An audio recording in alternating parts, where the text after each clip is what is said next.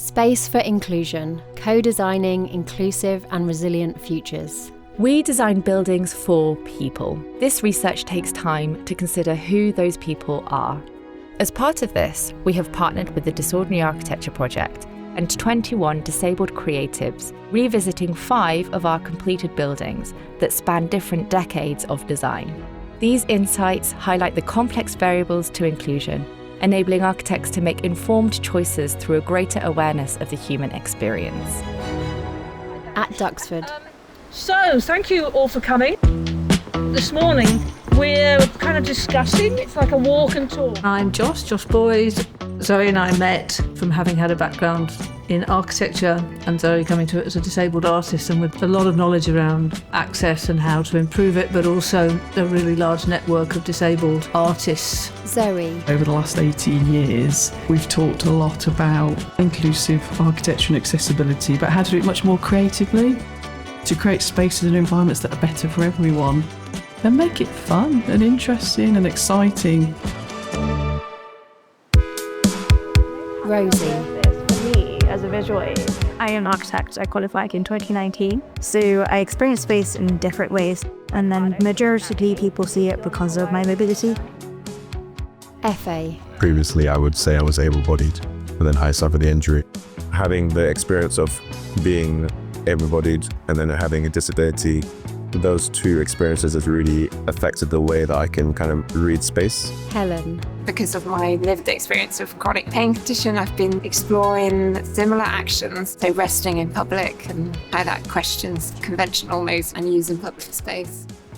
We're talking about how it's not just the space, but it's time and energy, and how people use their time. All those things are completely interconnected.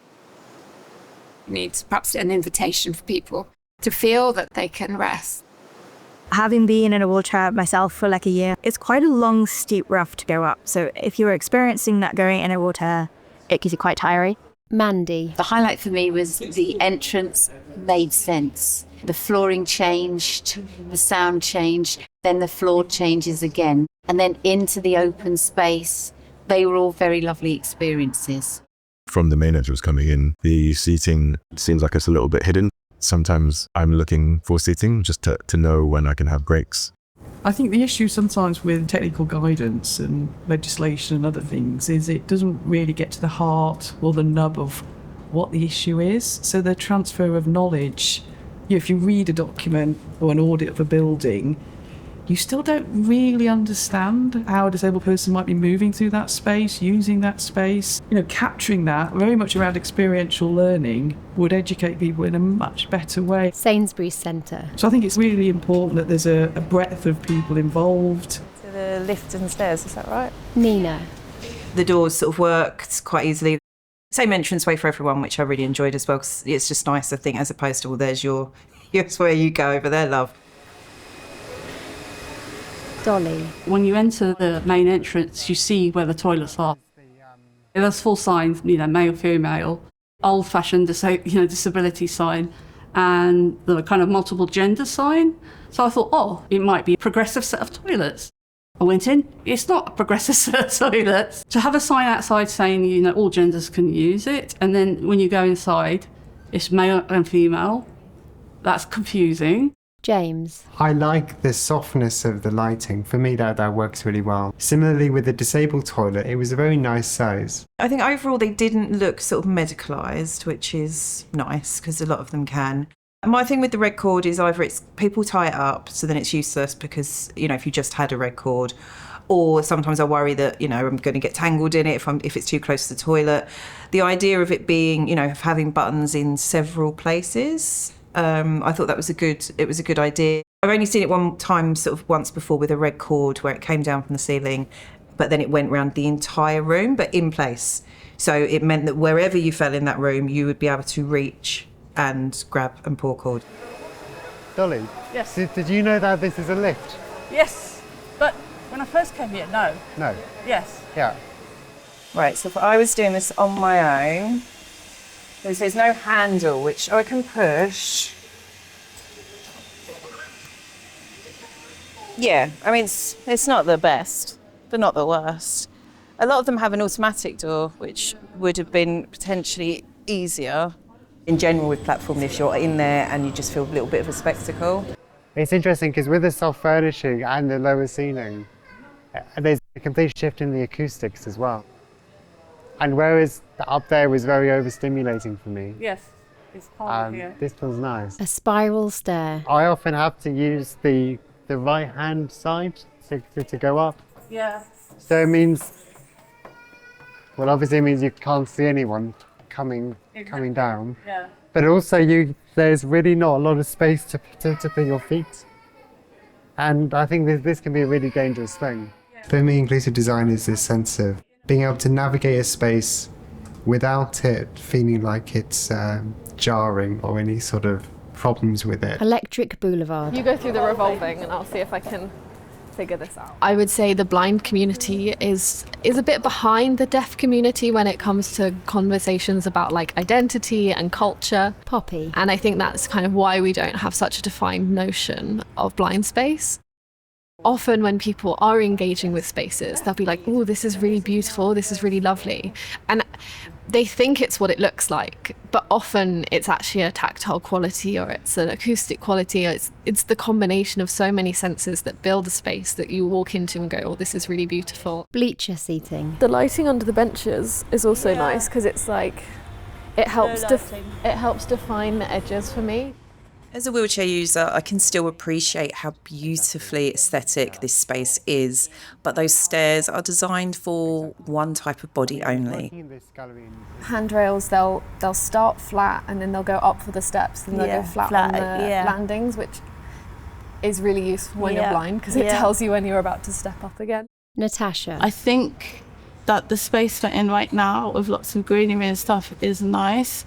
However, there's like a metallic wall and it's bouncing light and there's like a floor that's reflecting and bouncing the light. So all of those things are using up my energy. Jess. The handrail was on the wrong side for me. So it was on my left. It was on the left side. And my left side is tighter than my right side. So it was kind of more of a challenge. Oh, that was weird. I went to sort of just run my hand on the wall and then I just hit the wall because there's this like colour contrast. I completely read that as like being a sort of shelf. There are a few things about the space that would probably make it feel a bit better for me. Movable furniture is always a real challenge because one day you walk in and it's one place and then the next day you walk in and it's completely different. But what's done really nicely down in the foyer space is these kind of zoning of circulation. I'm not going to walk into anything. Having these spaces where I'm like, I can just walk to the kitchen and know I'm not going to hit anything suddenly means I can relax. And suddenly that space is somewhere that it doesn't take all of my energy to be in. It's not about solutions, it's about saying these are all the different ways that people engage with this building. And then that gives you a body of data where architects, they've got enough information to be able to make design decisions. Crossrail Place, Ammonprit. As a person who was born profoundly deaf, who had navigated the system through education, health and workplace, found that there was a gap in city making and place making. Where do we belong in the city and how do we make spaces more accessible and inclusive? Smooth paths are just my favourite. So being able to see them all going off and just how beautiful it was, I think that was, it felt very welcoming to me as a wheelchair user. Chris. Yeah, I do feel welcome and I'm excited to look around. It's nice. Shall we go have a look? Do you think it's wide enough for us to talk? It's a very good amount of space and distance, yeah. Also for me to push the pram and hold lots of children. Lots of children. No.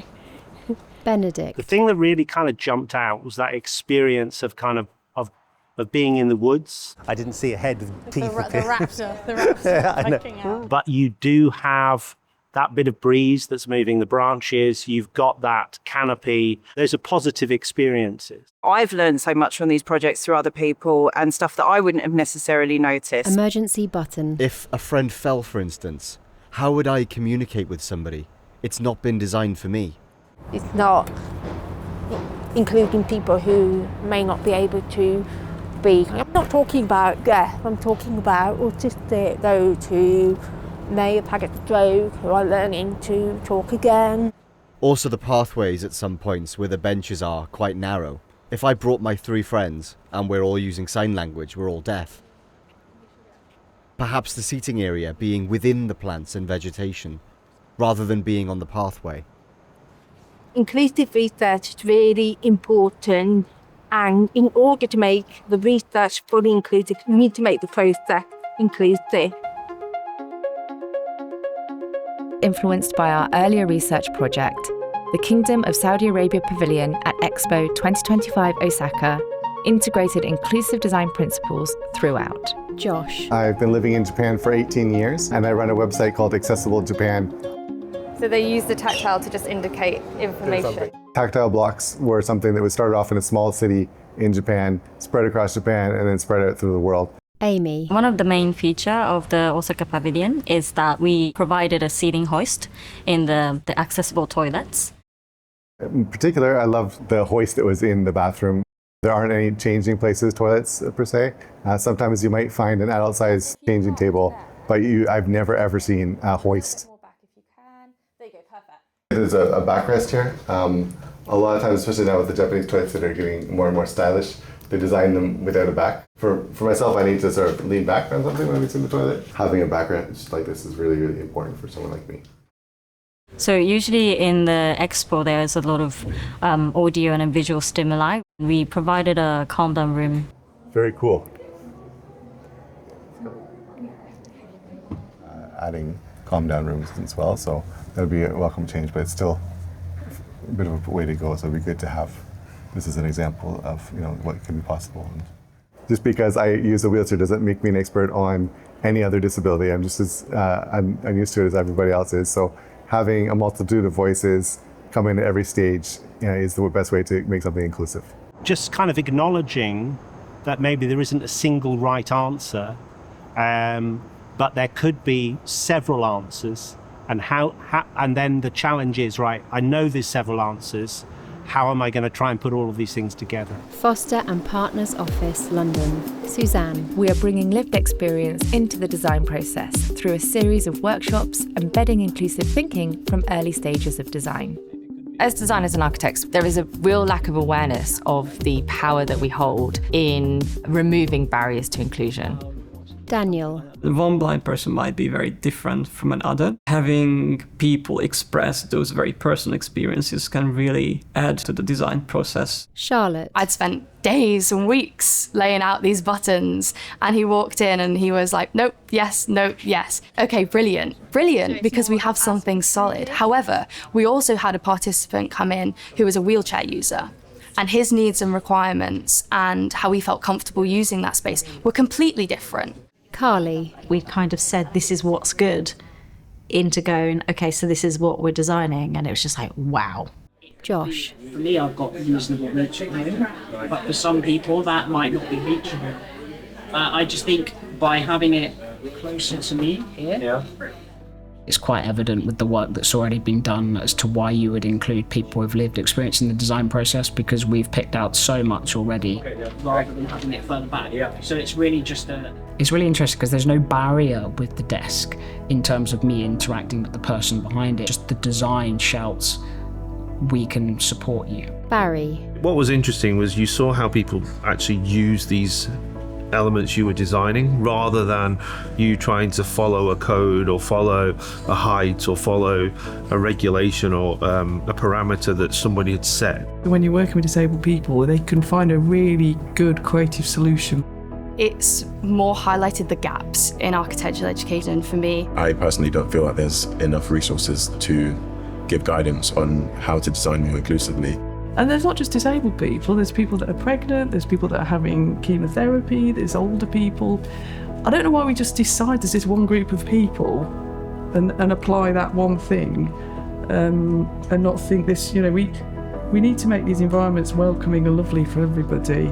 It's until you allow yourself to really have those conversations, the real innovation starts.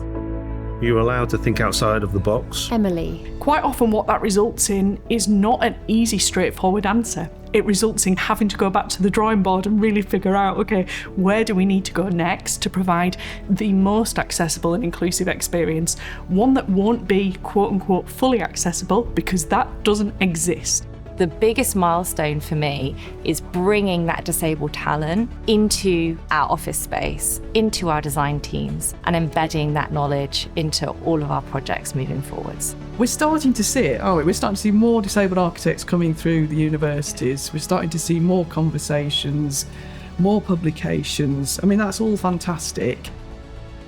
But we now need to see the outcomes of that and the real places where it works. There's a whole way of talking about these things, which we've been able to do with Foster & Partners because the team here have been really up for those discussions. That feels like it's really pushing things forward. Accessibility isn't a new design concept. Disabled people have been designing accessible spaces and explaining its importance for decades. This work highlights how embedding co-creation and collaboration from the start of projects creates spaces that work better for everyone. The future of accessible architecture isn't about discovering disability, it's about valuing the people who have been leading this work for generations.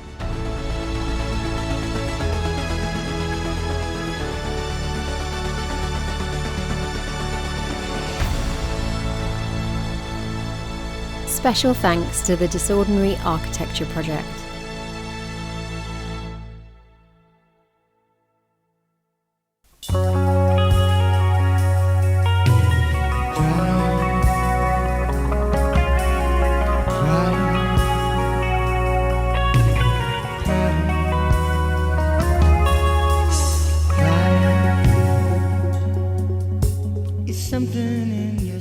Foster & Partners extends our warmest thanks to each person who shared their valuable insights, expertise, and energy in helping us create inclusive spaces of the future.